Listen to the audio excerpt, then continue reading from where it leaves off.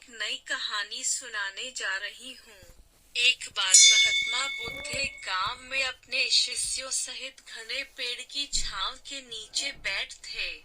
आसपास के गांव के बहुत से लोग अपनी अपनी मानसिक परेशानियां लेकर महात्मा बुद्ध के पास आ रहे थे। महात्मा बुद्ध उन सब की मानसिक परेशानियों का समाधान देते। सब लोग खुशी खुशी अपनी समस्याओं का समाधान पाकर वहां से लौट रहे थे। वहीं से कुछ दूर बैठा एक दुखी भिखारी खुद की किस्मत को कोसता हुआ बुद्ध के पास जाने वाले लोगों को देखकर सोचने लगा कि अभी कुछ देर पहले तो ये लोग दुखी मन से मुंह लटकाए उन महात्मा के पास गए थे और अब इतना खुश होकर कैसे वापस लौट रहे हैं। आखिर माजरा क्या है, जरा मैं भी जाकर देखूं कि वो महात्मा ऐसा कौन सा खजाना बांट रहा है इन लोगों को, जो इनके चेहरे खुशी से लाल हो गए। जब वो दुखी भिखारी कुछ नजदीक गया तो उसने देखा कि ये महात्मा तो लोगों को प्रवचन देकर लोगों के दुख का निवारण कर रहे हैं। ये देखकर भिखारी के मन में भी तीव्र इच्छा हुई कि क्यों ना मैं भी अपना दुख इन महात्मा को बता दूं, मुझे भी अपने दुख का समाधान अवश्य मिलेगा। बस फिर क्या था, समाधान पाने की लालसा लिए भिखारी महात्मा बुद्ध के सामने पहुंचा और हाथ जोड़कर प्रणाम करते हुए बोला, हे महात्मा बुद्ध, मैं भी लोगों की मदद करना चाहता हूँ। मेरी बहुत इच्छा है कि मैं लोगों की मदद करूँ, लेकिन मैं मदद कैसे करूँ? मैं तो बहुत गरीब हूँ। ना तो मेरे पास धन है, ना ही कोई वस्तु जिससे मैं किसी की मदद कर सकूं। मैं चाहकर भी किसी की मदद नहीं कर सकता। मुझे भगवान ने इतना गरीब क्यों बनाया?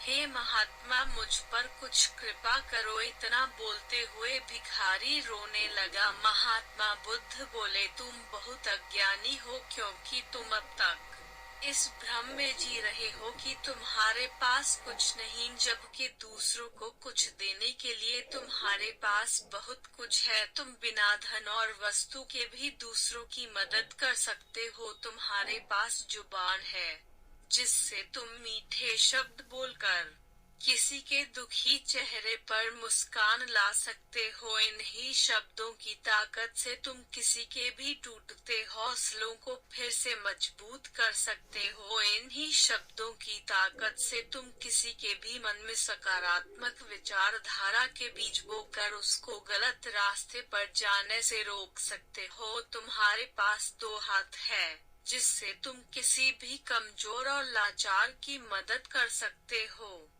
तुम्हारे पास दो आंखें हैं जिससे तुम किसी अंधे को रास्ता दिखा सकते हो। तुम किसी के लिए दुआ कर सकते हो सकता है तुम्हारी दुआ से किसी के बिगड़े काम फिर से बन जाए।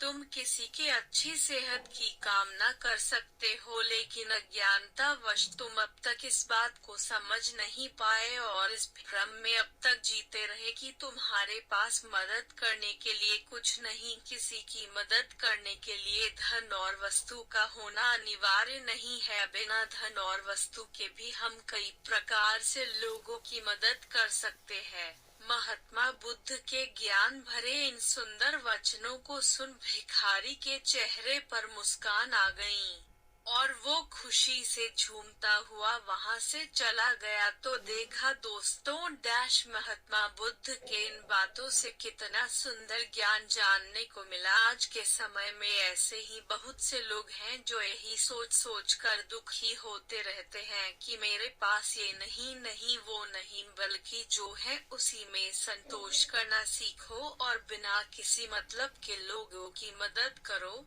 इन्हीं से आपको परम सुख की प्राप्ति होगी। अगर आपको मेरी कहानी पसंद आई है तो नीचे कमेंट करें और मेरे चैनल को सब्सक्राइब करें।